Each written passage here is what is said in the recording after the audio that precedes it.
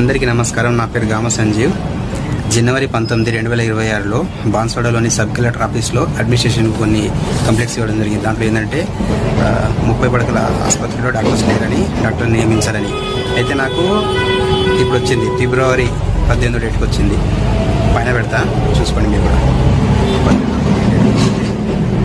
పై నిర్దేశానుసారం గామ సంజీవ్ బిచ్కుంద మండలం బిచ్కుంద 30 పడకల ఆసుపత్రిలో వైద్యుల నియామకం గురించి మీకు తెలియదనేది అనగా, బిచ్కుంద ప్రభుత్వ ఆసుపత్రి మా పరిధిలోకి అనగా తెలంగాణ వైద్య విధానం పరిషత్లోకి 2021లో రావడం జరిగింది. కానీ ఇప్పటి వరకు అధికారిక సిబ్బంది సంఖ్య మంజూరు కాలేదు.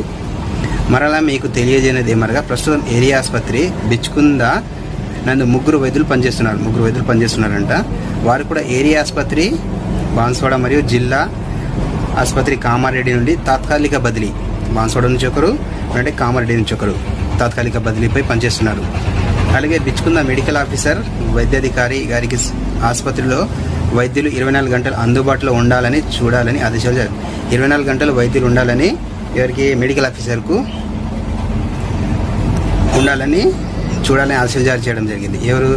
విజయ్ భాస్కర్, సూపరింటెండెంట్ జిల్లా ఆసుపత్రి కామారెడ్డి. ఇది ఎక్కడి నుంచి వచ్చిందంటే collector and district magistrate Kamareddy నుంచి వచ్చింది.